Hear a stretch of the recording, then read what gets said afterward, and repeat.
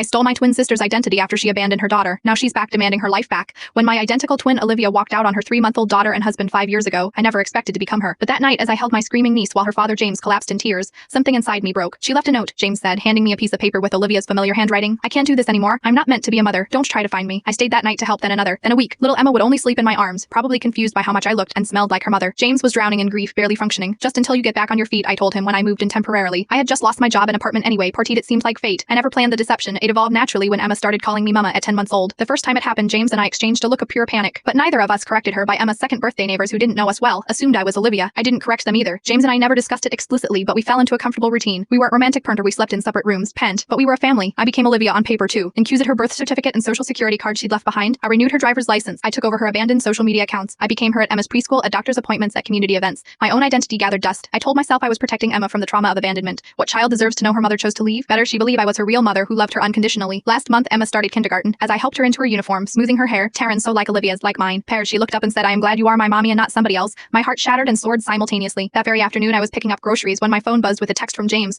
She's back. Olivia's here. Come home now. I abandoned my cart and drove home in a daze. There she was on the porch, pairing my mirror image, but thinner with expensive highlights and unfamiliar clothes. Emma was at a playdate, thank God. What the hell do you think you are doing? Olivia hissed when I approached. James says you've been pretending to be me for years. That my daughter calls you mom. You left, I said simply. Shevin had to be her mother. Well, I am better now. I've done therapy. I am ready to be a mom, she declared. And I want my life back. James stood in the doorway looking shell-shocked. She wants to meet Emma Samasi. She has rights.